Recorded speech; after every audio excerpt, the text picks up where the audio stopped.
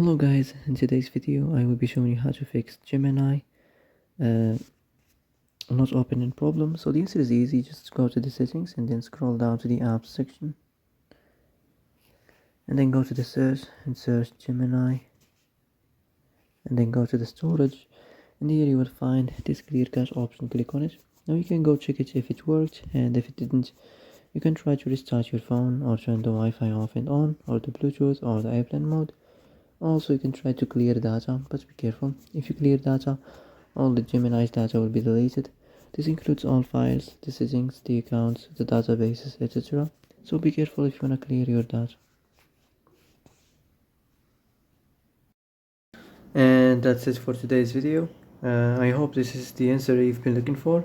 If you like this video, don't forget to like and subscribe, and see you in the next video.